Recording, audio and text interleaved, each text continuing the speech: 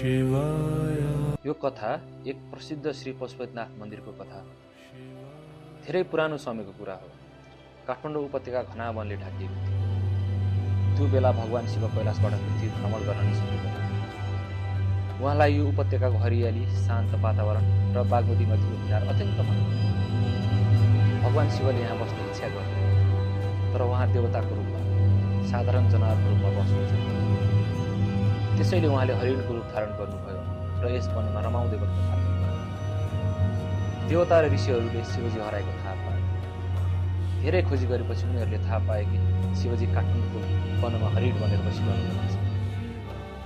देवताहरू उहाँलाई फिर्ता लैजान आए, तर शिवजी फर्कन चाहनुहुन्न। त्यसैले देवताहरूले हरिणको सिङ समातेर तान्न खोजे। त्यस क्रममा हरिणको एउटा सिङ भाँचियो। त्यसपछि शिवजी आफ्नो वास्तविक स्वरूपमा प्रकट हुनुभयो र भन्नुभयो, अब म यही स्थानमा पशुपतिको रूपमा सधैँ बास गर्नेछु। म सम्पूर्ण जीवजन्तुको स्वामी। भाँचिएको सिङ जमिनभित्र गाडियो। धेरै वर्षपछि एक गोठालोले त्यही ठाउँमा आफ्नो गाईले हरेक दिन दुध बगाउने देख्यो। जमिन खनेर हेर्दा त्यहाँ शिवलिङ्ग प्रकट भयो। त्यही शिवलिङ्गलाई आज हामी पशुपतिनाथको रूपमा पूजा गर्छौँ।